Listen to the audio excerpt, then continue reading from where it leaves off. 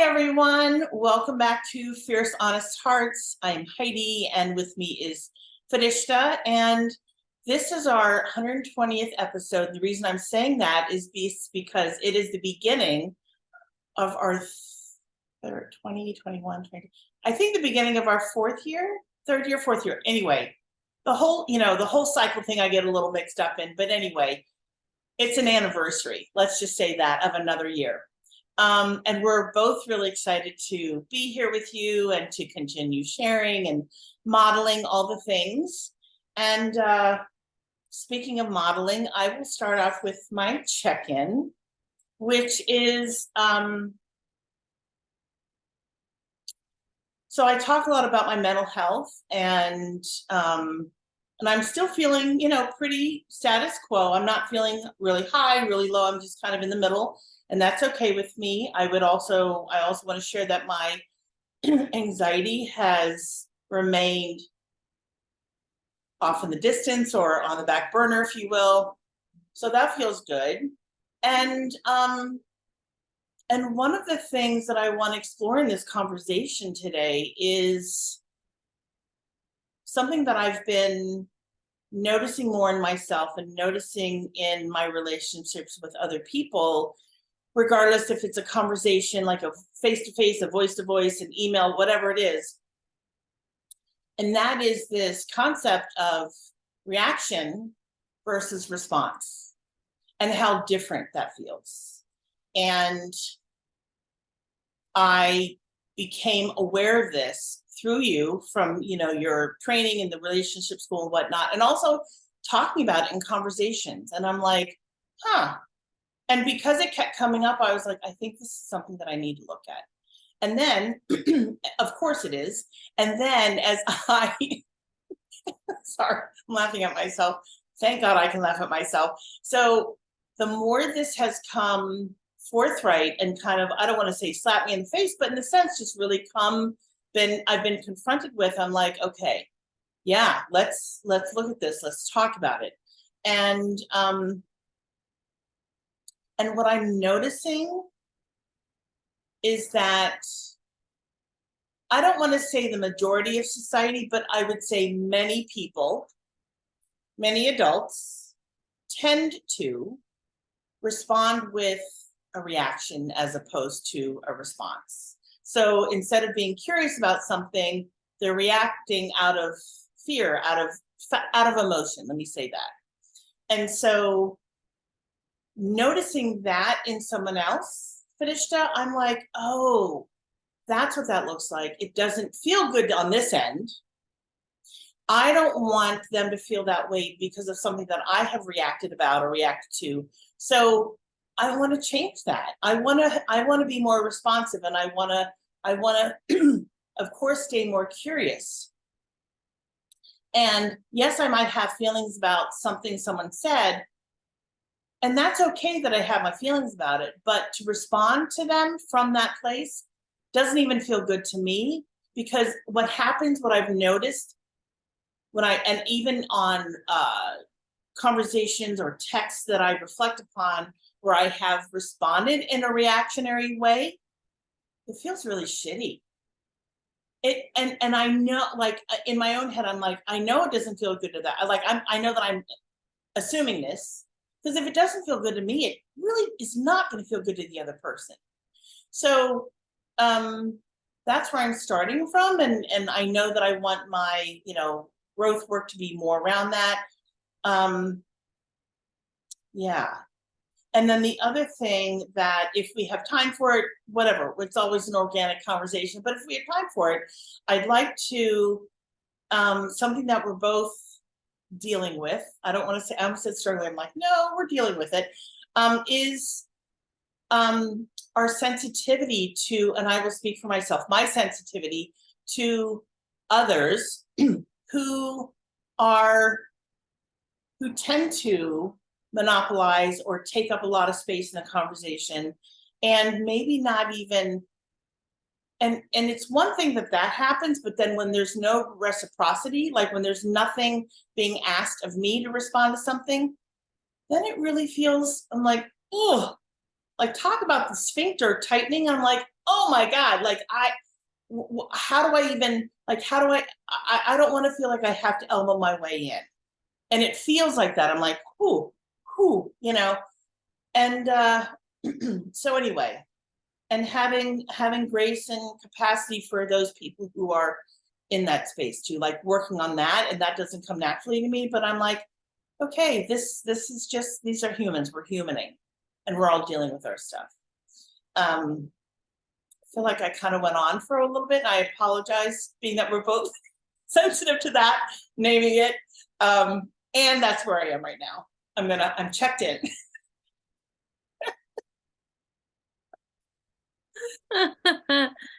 Thanks, friend. Yeah, this is such a great conversation already. Just naming these things that, listen, some of us are sensitive to, and it could be our history, it could be our nervous systems. It's all good, right? Like it's about learning each other. And um, I want to reflect back when you were talking about reactivity and how it doesn't feel good inside of us, inside myself. I can own when I've done it that way, and certainly not to be on the receiving end of it, right? And it's like, well, I think it's supposed to feel shitty, right? Because it's not relational. And I notice in me, and I received some pretty challenging feedback from someone I trust recently, that when I'm kind of frustrated or annoyed or vexed or just think I know the right way, right, that I can come across pretty condescending. And I don't mean to, but there is some teenager driving the car at that point, right? That's reacting. Because as I said to you before the call, the adult's not the one reacting. Adults are flexible and nuanced and relaxed, and it's the teenager or the little kid that's often reacting to something. So I too agree, it doesn't feel good, right? So it's like a great way to examine self, and then to also, like you said, have compassion for, but also boundaries with reactivity from others. And we're messy, right? We're not going to get it right all the time. So there's that too. But at least I can own if I do fall into that. I'm going to call it the the the snarky 12-year-old driving the car. Right? I can at least own it that I messed up. And then the second piece being, I think what one of our coaches called participant equity. I think those were her words. And I liked that because instead of it, I kept calling it space equity, right? Because like you, it feels like an elbow, having to elbow in for my space, not just space, but my, like what I think should be, let's say, my space.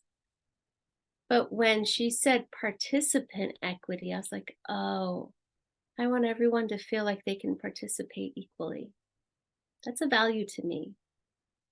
So, like you, if it feels like, let's say, one out of a group of people is monopolizing, or even if I'm one on one and someone is, say, talking about themselves for 45 minutes, that's hard for my nervous system. And that means to me, that person's not tracking that there's a person across from them, having some difficulty. So, what do we do with that? Yeah, I just want to kind of come back to that full circle of like, A, what are we responsible for in those situations, right? Kind of what are we contributing to that dynamic? Always, always. And then what are other people responsible for? Because I don't want to be over responsible for people's own growth and, dare I say, change, you know? So, yeah, where do we want to begin? We've got like reactivity versus responsibility. And I'm going to call it like consideration and attunement to others. Which one's calling to you? So juicy already. I love this. I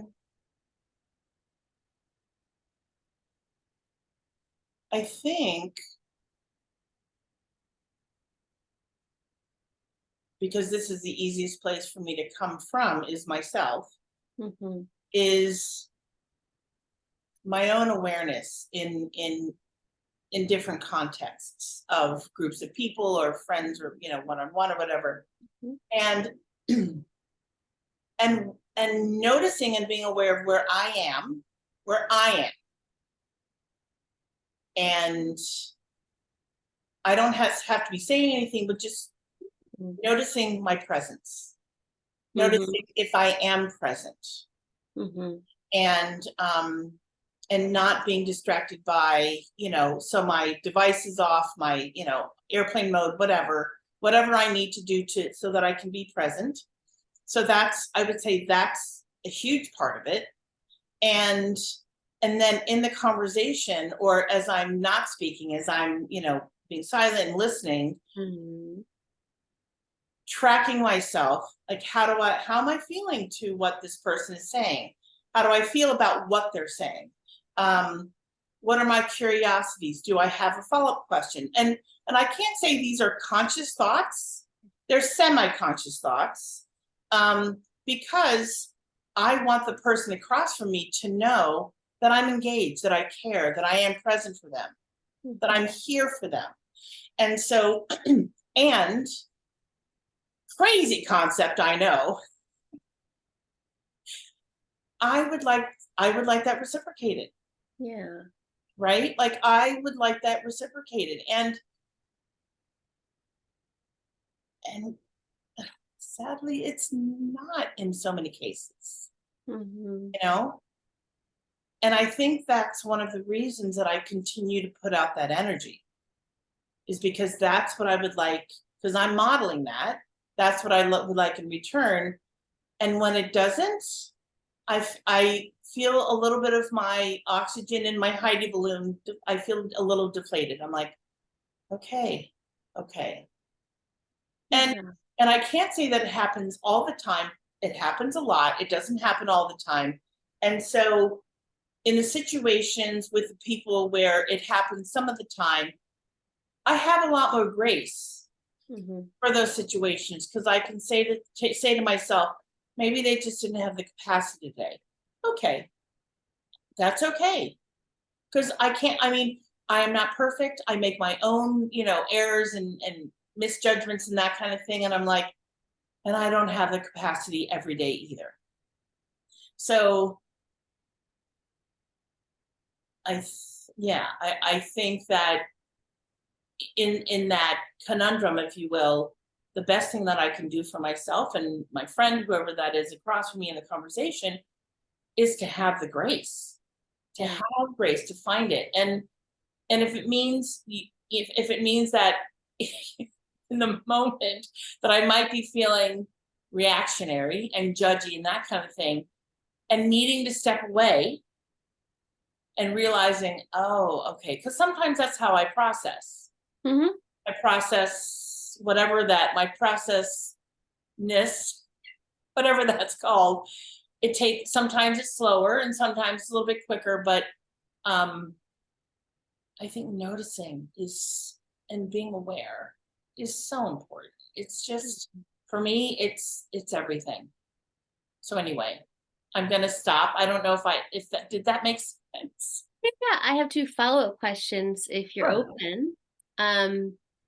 In my work, often our adult values are birthed from our childhood wounds, right? So essentially it's like your voids become your values, right? And I'm not tracking you all the way back to childhood, by the way, just so that you can relax. But I wonder for you, and this might help me understand me too, why presence and full engaged listening and that reciprocity of questions and curiosity, right? All the relational tools, basically, why it's so important for you and what it provides you with. Like, what's the thing it gives you when you are given the yummies of that?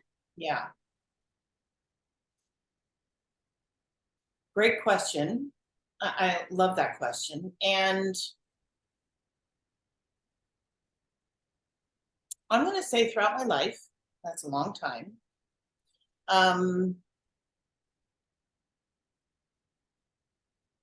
it's typically when I've been in therapy that I have really felt, seen, and heard and witnessed. And yeah, I think that's mostly that's true. That is true. And it has not typically been in relationships that I have felt that. And so, I mean, of course, I would say 99% of my shit stems back from my childhood, just like a lot of people's, right? Like we all have wounds. Absolutely. And being one of 4 kids, where, you know, and I have 1 brother and 3 sisters. So, you know, the male female ratio it wasn't even. And so my father and my brother, they just had a lot of things. Like my brother knows a lot about travel, and he's got a great sense of direction and numbers and things like that. And my father too. Like my father, it's just one of those things they have in common. So there were many languages that they could speak upon, in topics and whatnot. Okay, and we were often, I will speak for myself, I felt invisible. I felt invisible because it wasn't as if I didn't have it. It wasn't as if I didn't know what they were talking about. I didn't necessarily have anything to say. Like it was hard for me to get myself elbow in there. Yeah. And so what I would do, so we, you know, and I'm literally, as I'm sharing this with you, I'm picturing our dinner table. So there's 6 of us. We literally every night we sat down at dinner, and it could have been 7:30 after everyone was done with sports, because I did sports too, but anyway. So so that happened, and it was a very intentional dinner. Like that was important to my parents, it was important to the kids and whatnot. So anyway, I was left to feel invisible, and it's not like I named it. It's not like I even had the words for it.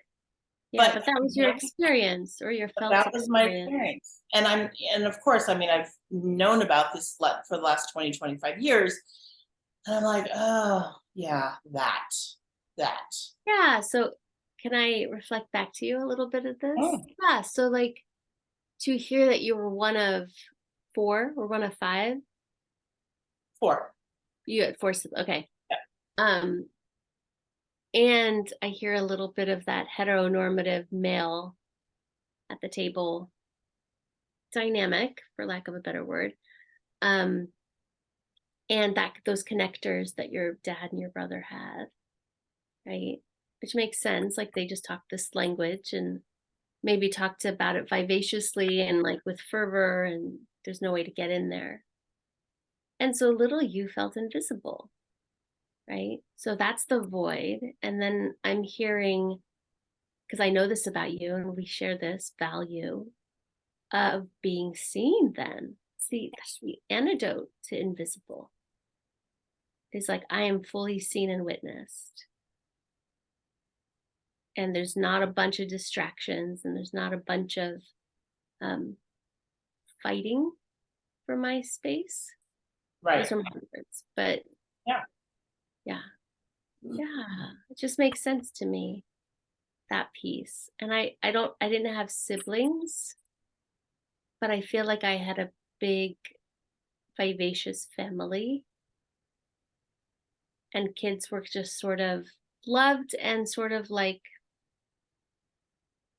not like get out of the way, but like go do something in the other room, kind of, you know, when there was like the whole big family. So I relate in a different way, that it wasn't necessarily siblings and all of that, but having big personalities that took up a lot of space. Yeah.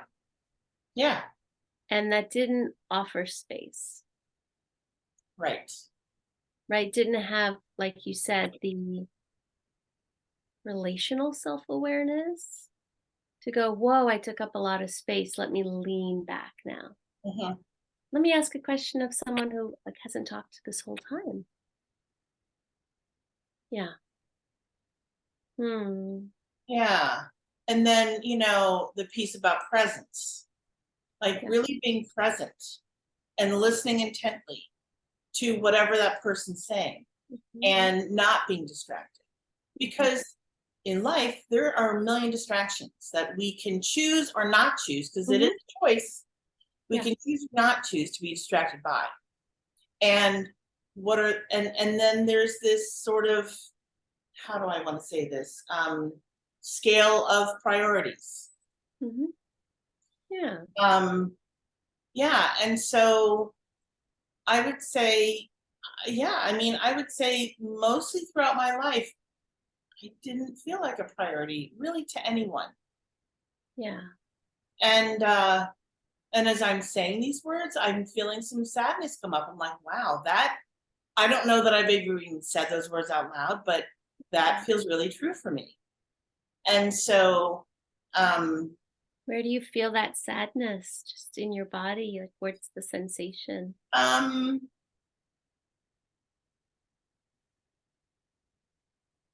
hmm, I can feel, I can feel the beginning of tears in my eyes. Like I sense that. And um, even though it hasn't happened, I imagine my voice getting a little shaky. And um, and I have this awareness now, because I just listened to a podcast, but I have this awareness right now in this moment that I need to breathe. I need to take a deep breath. Just breathe, Heidi. You know, um, yeah, because that would serve me, and it would be just an iota of self care in this moment. So A resource. Totally. yeah, Yeah. Thank you for sharing that. Because I feel that tenderness in my heart, knowing like A, you're not alone. B, that sucks. And that this conversation is important. Um, to remind people, yeah, be present for the people you care about. And if you don't know how, there's trainings, there's ways to get more present. yeah. Um, if you don't mind me sharing my experience a little bit Please, here, please. yeah, and just wanting to hold resonance with you is like I feel like I had parents who were so loving and also such doers, and I'm such a beer. Like I can get shit done when I need to, but I will sit in the sun and watch the bees in the flowers and just want things to slow down. And I imagine for my parents coming from another country, starting a new life, sponsoring other family as refugees to come here, like there's a lot to do, a lot of life to do, a lot of humaning. And I often felt like when I'd be sharing my feelings or whatever, they'd be doing stuff too, right? It's like this has to get chopped, this has to get washed, this has to get put away. And I'm also trying to, it's a bit for connection. I'm having a hard time with something. The boy I like at school doesn't like me, whatever, right? And to this day, because I want people to also understand that just because it was a childhood thing doesn't mean it doesn't impact us now. And it doesn't make it just our problem, by the way, because that really pisses me off when Yeah, people say stuff like that. Like, well, that's yours, that's your problem. It's like, oh, but we're in relationship, right? right. Where and my partner's a doer and it's such a gift for us and he's provisional and it's yummy and all the things. And sometimes if I'm really in it, I have to say, babe, could you stop doing and look at me? Because I'm getting dysregulated by his amazing provisionalness of washing the dishes and listening to me, or chopping the vegetables and listening to me, or God forbid, chopping the vegetables with his back turned and listening. And my numbers going up, not because of anything he's doing, but because of my own history. Yeah. Right. And so he will, as someone who has at least bought into the idea that relationships are a path to healing, stop what he's doing, turn around, giving me his full attention, and offer some empathy for whatever I'm sharing. And that's hugely reparative. Right. So I think I'm saying that because I often hear people say, well, that's your stuff. That's not about me. Which, yes, historically, our triggers are our triggers. That's accurate. But in relationship, we tend to the people we love's triggers. Right? It's just, hopefully, that's the idea. Yeah. Right? I think of something you're sensitive to, like if something gets messed up, you might feel dysregulated, right? Unless I'm like, hey, no worries, we'll figure it out.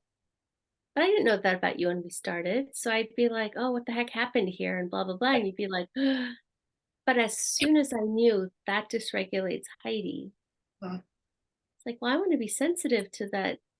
Yes, our triggers are ours, but while we're tending to them, while they're still tender, while they're still raw nerves that can get, poked at, hopefully the people we care about and who care about us can say, oh, let me not poke at that while you go work at it, because it's both. Right. It's the support and the challenge. I'm going to support you by not doing that thing, but can you also do the work not to have that thing be a thing? Right? And I don't know that we ever fully can make a thing not a thing, because it's probably grown into a value. Right. So it might always be a thing. I don't know. I'm in the murk of it here. What Yeah. are your thoughts, or what's landing for you? I think what's really landing for me right now in the moment is what you just said about the thing becoming a value. And I can work and work and work on myself until I'm 6 feet under, right? And my values will always be my values. And because my values are important to me, not only won't I apologize for them, I don't even want to feel as if I need to apologize, because the other person, whoever that is, may not be aligned with me and my values. Or might not get why those are so important. Or might not understand why they're important to me. Yeah. And so then I ask myself, do I need to explain? Like, what is, so what is as I am in the midst of my values and really wholeheartedly believe in my values because they are who I am, is there anything I need to change? Is there anything I need to do? And no. My answer to that question is no, I don't need to. And I'm like, okay, let's take a step back, Heidi, right? I'm like, all right, take a step back and like examine that, look at that. Hold the mirror up and ask yourself, this value, would you be willing to let go of anything? Or maybe accommodate. Or maybe accommodate. Sure. Right. And so, so this value that we have, and what was the term? I think Julie called it participant equity or equity. something like that. Yeah, so the participant equity. I am perfectly okay giving someone more space, and you and I have done this many times in our conversations. More space because I don't necessarily need it in the moment. I'm okay, and someone else needs to share whatever that is. That's okay with me. If it's not chronic. It's not chronic. It's not chronic.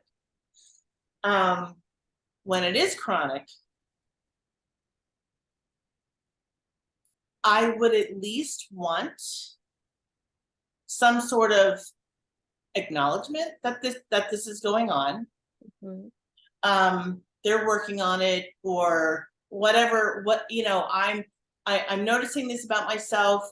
I want to get better. And also, is there any way that you can support me in this? How can I, because I really want to work on this. I want to change this about myself. How can I, can you, is there anything that you can do to help me? Or let me tell you how I can be supported in this situation, in this conundrum. Yeah. Or like, would you be willing when it happens to just, XYZ. Do this or whatever, right? Right. Right. Yeah. Right. Because again, speaking for myself, pardon me, I want that. That's what I want. That's actually what I'm like, is this crazy to expect this? But because I want my friends to be authentic and real and honest with me, I expect that. Mm-hmm. I expect someone to step up and say, look, you're doing that thing again. No shame, no shade. No blame, right. But I want to bring it to your awareness because it's happening again. Mm-hmm. And let's have a conversation. Let's just at least be curious about this and talk about what happened. And there doesn't have to be any kind of like, woo, kind of moment. Because there might not be. It just might be an issue of, or a matter of, wasn't aware. I wasn't aware, and I'm going to work on doing better next time. And that's most of the case. That's why they're called blind spots, right? Like we're not aware. I think of, can I share a small, silly please, yes. example? So, and this is, my next question for you is like, are there shared agreements, right? Because I think that's also important, even in friendships. And obviously, Richard and I have a shared agreement of like, we are each other's emotional support system. We also do bring feedback to each other with context, with buy-in at the right time, all the things. And I was having this quiet resentment that like every morning I make the bed and he makes coffee. And every morning I say thank you to him for making my coffee. And like 365 days go by. There's never like, thanks for making our bed. Right. And it's like, it's a slow, growing, incremental resentment, but it's there, and it gets poked at every morning. Right? Yeah. And it's starting to feel unfair and not mutual and not reciprocal and all the farming things.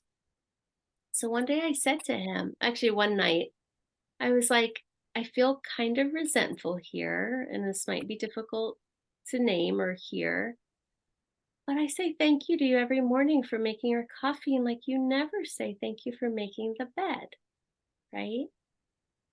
He got up out of bed. I said, what are you doing? He said, I'm going to go make a Post-it note on my computer to remember to thank you tomorrow, because I can tell that it's upsetting you that I haven't. And he's like, and honestly, like I'm not a bed maker, so I don't even like, and he's not, right? So like, he's like, I don't even think about the bed, but clearly you put effort into making our bed every day. And like, I don't want to forget to thank you tomorrow. And I won't say every day, but at least every other day since that convo, which was like 3 weeks ago, he says, hi, honey, thanks for making our bed. That's it. It's done. It's efficient. I want people to be that efficient. Now, if he said to me, that's your stuff. That's not about me. That's your stuff. That's your childhood stuff. Deal with it. you not feeling acknowledged or you not feeling seen. Uh-huh. Yeah, how did it feel just to even hear that? It's bullshit. That's not partnership, and I mean that even in friendships, right? Yeah. That's your stuff, that's not on me. It's like he did the very opposite, which was like, "Oh, I hear you, that hurts you. I don't love that that hurts you. I'm gonna course correct." Doesn't mean I'm going to change, but here I'm gonna make a course correction that's good for us. So efficient and so touching. I mean, more than all of that, I was so touched that he was just like, "Whoops, okay, Yeah. let me put a Post-it note on my computer." And it tickles me to no end when he's like, "Thanks for making the bed, honey." Because I'm just like, "Oh, I'm falling in love with you all over again because you care." And it's a small thing, but it's a small thing that could grow and fester into not so small of a thing. Yeah. So why am I telling you that? Oh, because when we're in relationship with each other, it's not one person's to deal with. Right. I just don't buy that. That's how I see couples go towards divorce. That's in your head, it's your stuff, deal with it on your own. Cool. Go Yeah. be single then. Right. Cool, Right. don't have friends then. Like, go be a free spirit, you know. But if we're relating, which is what relationships are, then it's like, ooh, that hits your like invisible wound. Oh, fuck, I don't want to hit your invisible wound. I don't ever want to hit your invisible wound. Got it. I'm going to make some course corrections, Yeah. right? Period. Period. I'm so like there's so much I'm fervent about this because Yeah. I the feel other way is basically not relational. right. And we can still say to people, but I do think you've got some work there. Yeah. That's okay. Yeah. It's Yeah. honest. Yeah. What's resonating with you? And I know I was like, I'm going to give you a small example, but it like means the world to me. No, and so I appreciate you saying it's a small example, but it's not a small example. It's a pretty, it's a pretty,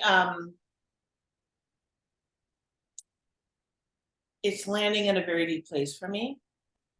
And the reason it's landing in a deep place for me is because it matters. Hmm. It matters. Hmm. And this thing that had, you've been kind of in your head about and whatnot, and then you finally said, "Hey, this is happening for me." Yeah. And he was like, "All right, course correct, post it, got it." Yeah. Right. And so, and that's the action. That's the action. And actions will forever, in a most profound way, speak tons than words ever will. Yeah. And if the two are not aligned, I don't even, I don't know where to go with that. I don't know what to do with that.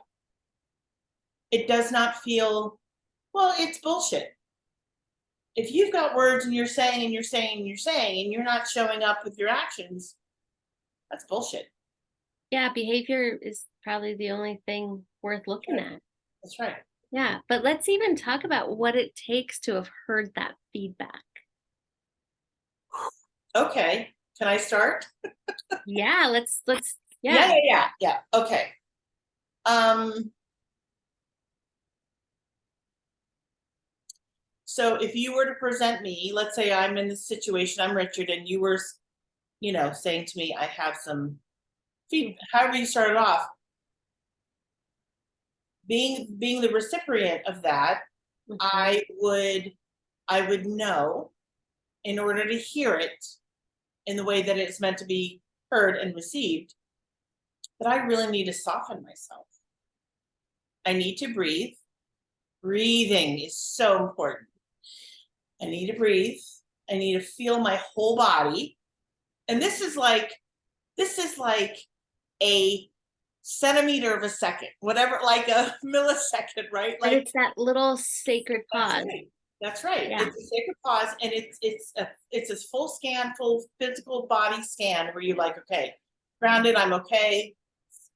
She's gonna love me. She's still gonna love me. Whatever you need to tell yourself, Mm-hmm. and then be open to receiving whatever that is, and really heart, mind, body being open to receiving. Yeah, open heart, open mind, open will. 100%. And humility. And I mean that in the Yes. best possible Yes. sense. Like, there Yeah. could have been defensiveness. There could have been like, what? That's not important, or what? I did that last August, or I don't know, whatever. Right? There Yeah. could be all kinds of stuff, justifications, even just like annoyance, vexation, all of that could have Right. happened. And the reason I Right. say, what does it take to hear feedback, is it's exactly what you said. I heard some really difficult feedback in the last week, and it was breathe, ground yourself in your seat, feel your feet. I'm good. I'm a good person. This person that's telling me this stuff knows I'm a good person, but they're pointing out something that's not great behavior. So personhood versus behavior is Right. a big part of it. Like, I know I'm good. I know I have a good heart. This behavior, though, is sketchy, and they're right. So there's no defensiveness. Right. There's no And defensiveness. right. And the other thing that I think is really important is the way in which you gave him that feedback. Yeah, I mean, let's talk about that for a second, right? Let's There talk was about that. there Yeah. was context and there was buy-in, and by that I mean I said, "Hey, I'm noticing I'm harboring a little resentment. Are you open right now to hear what it's about?" Mhm. Okay. He probably took a breath, checked in with himself, confirmed his safety, confirmed his groundedness, all the things you just said. I was like, "Okay, I think I'm open to hear it." Right? Okay, cool. I've got buy-in. I've got consent, because that's really important. And it's like, here's what I'm noticing about me. It was an I statement. I'm noticing some resentment build up around me thanking you for this and you not thanking me for this. And it's kind of our morning ritual, right? Yeah. And I really like to be seen and that I care for us in this way. This is how I would feel watered, because I care about that. I care about our home looking nice and all that. Yeah. And I was like, and you water us by making sure we have like delicious, amazing French pressed, fresh roasted, yummy, yummy coffee. And I would also like to be appreciated for what I put in. Yeah. Okay. That could have gone a million ways. Yeah. It could have. Yeah. Could have been like, who cares? It's not that important. That's Yeah. all. And instead it was like, oh, I have dropped you there. I'm going to write a post-it so I don't drop you there. Right. Oh my God. Right? Oh, yes. Like, Yes. no problem. There's no problem. There's just consideration. It feels so good. Yeah. And it feels so shitty when it's not done that way. Yeah. Yeah. And that's, kind of coming full circle to where we started, which was response or reaction versus response. Yes. I mean, and I want to say, oh, that sounds so simple, but it's the reason it's not so simple is because there has to be all the things that we talked about and a pretty wide berth of awareness, like, oh, I did that Yeah. thing. Oh, I did that thing. Oh, I'm taking ownership. Oh, whatever it is. Yeah. Yeah. And sometimes just the fact that there's impact, Right. because we could truly be like that. That wasn't my intention. Right. I never meant for you to feel that way. We could go that route, but doesn't matter. You impacted someone. So just work with that, Right. you know? Yeah. Yeah. So I'm going to share something if it's okay. Sure. So years ago, I was in a process group and I was pretty new to the group. And there was someone in the group that in the beginning we just rubbed. We rubbed and it wasn't a good rub. And I don't remember, it doesn't even matter who was sharing, but I had said something and this person had a reaction and felt called to share, just, and so there are like 7 or 8 of us in this group, right? Yeah. And it's very humbling to be in this group because you're not only sharing, but you're also getting Feedback. and how you impact, and like it was full. It was really full. So anyway, and this person said to me, they share how this person had shared with me how what I had said impacted them. And the facilitator asked me how that lands on me. How do I feel about that? And I said, well, I said it wasn't intentional.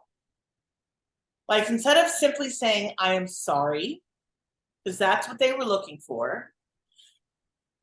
And this was all new, like this was new language for me and all that kind of stuff, right? Not that that's an excuse, but that's kind of where I was. And I was like, and the facilitator said, it doesn't matter. Your intention doesn't matter. It does not matter in this moment. Tell me how you feel. And I said, well, I feel badly. Mm-hmm. I feel sorry. I'm sorry. Say that to this person. Mm-hmm. And we had the most incredible moment. It was so healing and revealing and really connective. Mm-hmm. After that, we were like 2 peas in a pod. It literally changed the trajectory of our relationship. I was like, you're one of my favorite people. Like I adored her to pieces, So it's interesting how, and that was less than a minute. It took less than a minute to turn that around and to repair and do. I was like, damn, it does It's not. a ninja move though. Yeah. Because like you said, there's all of this capacity building and awareness that had to be built Yeah. for that foundation so that you could have that ninja move in a minute. Yeah. That's beautiful. Thank you. Yeah. Yeah. Yeah. And so, I think what I want to say to the audience is that if you're in a struggle with anyone, if there's someone that you may have had some impact on about something that you did or did not do, and or vice versa, know and believe that it can be repaired. And know and believe that the trust can be repaired. And it really does require getting quiet, being grounded, breathing, breathing. Checking your projections. What's that? Like checking our projections on the person. Absolutely. Yeah. Like let's, really, really be cognizant of that, and I would say the last thing is humbling yourself, which is really, it can be really hard and challenging. And then asking yourself, do I want to be right or do I want to be in a relationship? Mm-hmm. Do I want to be right or do I want to be in a relationship? Because if you're in a relationship, you're not going to be right all the time. And actually, the win-win is when you both feel, okay, we're coming together on this. Even though it doesn't even matter if it's right or wrong, but we're coming together and there's healing happening. Yeah, we're That seeing is each what feels other. right. Yes. And that's what feels right. Totally. Yes. Yeah. Well, and I love this sort of framework of like there is capacity building, there's awareness building. And then I still hold that most people defend because they take it personally. Instead of going, in some ways it's not personal, but my behavior is impacting this person and whatever their wounds are, which means I've got options, right, for course correcting. right? And remorse is amazing because it helps us shed some not so healthy behaviors, right?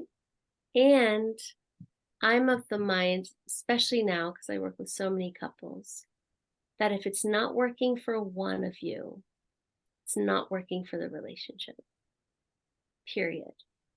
And I don't know how people do it, or they're like, well, it feels fine to me and she's upset about it. That's her problem. Well, I don't think it's working for you guys. I mean, that's clean math, right? One thumbs up, one thumbs down. Yeah. What's that equal? This. Right. This.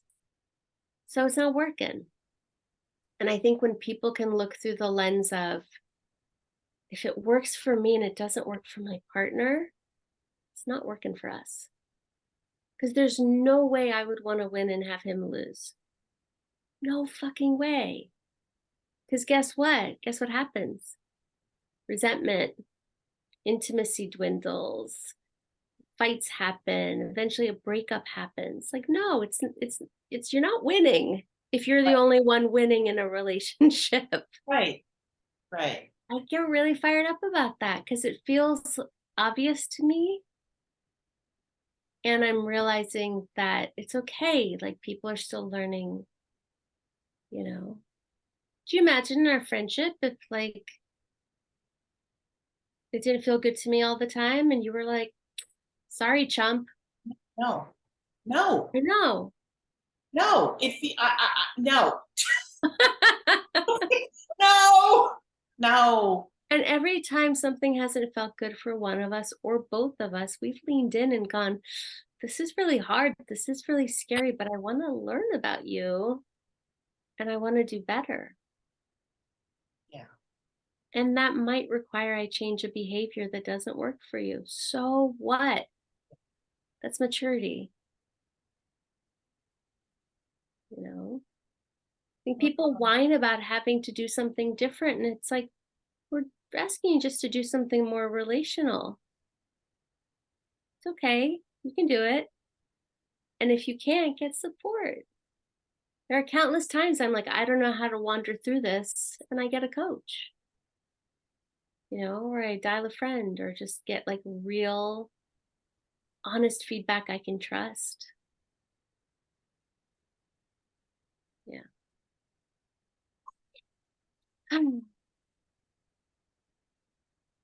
Wow. Friend. Friend. Oh my goodness. Yeah. I feel activated, but regulated, but like a little like Yeah, fired up here. for sure. Me It's too. important. Yeah. Yeah. Oh, being an adult. Yeah. And not letting the teenager drive the car. Yeah. So many layers and so much learning, and Yeah. Ongoing. it's perpetual. It will never end. Mm-hmm. And that's the beauty of it. I'm like, wow, every time I think, okay, I'm at the end of this chapter, Mm-hmm. like something sneaks in on the last page or the second last page. I'm like, all right, we're gonna this this is continuing, right? It's what it does. Yeah. This is why I finally do trust life. So I'm like, life will show me where my work is time and time again, mostly when I'm least expecting it. And that's okay. Like, I trust it. Are we chat packing? We're gonna do a let's get deep. Ooh, okay. Yep. Okay. They are shuffled. They were Okay, cool. shuffled hours ago. So let's do this finger. Okay. Mhm. There. Uh-huh. Oh, okay. Is it hard or easy for you to follow through on commitments? What's the last part? To follow? To follow through on commitments. Mm. Is it hard or easy for me to follow through on commitments? Easy if I've truly committed to them.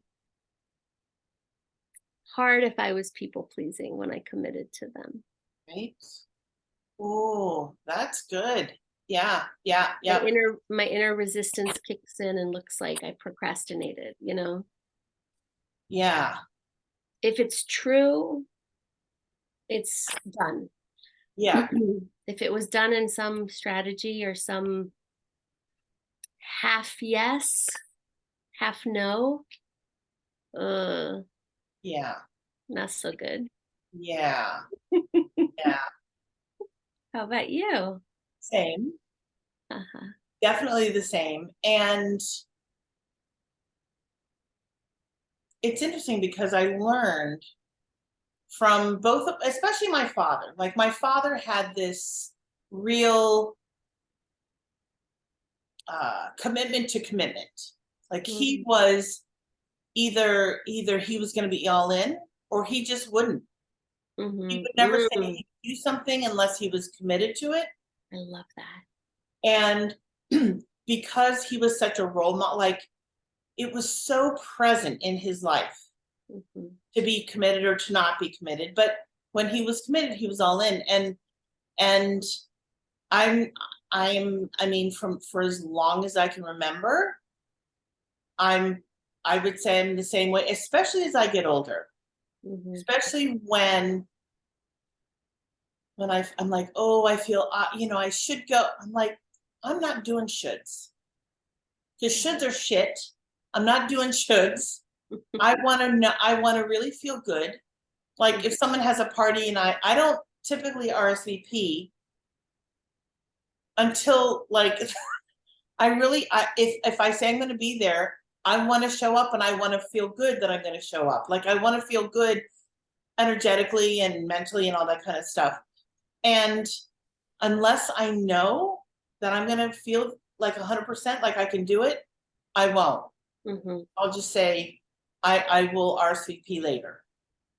Can you wait for my whatever it is? Can you wait for me to if you can wait, I'm gonna give you. I need to give myself a little bit of time. I will at this point in my life, I will not commit to anything that I can't fully be in 100%. Mhm. Yeah. Hell yeah. Yeah, I think I've gotten better at that in this last year, especially of being like, can I get back to you? Let me think on it. Yes.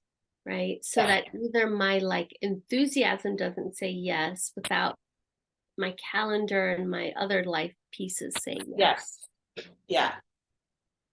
I feel inspired by your father and the idea of hell yes and no and nothing in between. Right. Hmm. Because typically, for me, the in between is a no. Like It's a if I no. yeah, Yes. Yep. if I am if I'm waffling, I'm like, if it's not a yes, it's a no. Especially if I'm trying to self persuade myself Yes. into a yes, like, oh, but that could be really good for you. And my body's still like, no. And it's like, that could be like a cool education. No, right? It's like when I start convincing myself, Yeah. Yeah. that's also a no. Yeah. Mhm. Thank you, friend. This was another great conversation. I agree. And to our audience, again, please feel free to subscribe if you feel led and give us a shout out, give us a like, comment, ask us questions, share with your friends, your loved ones. And until next time, see ya. Bye.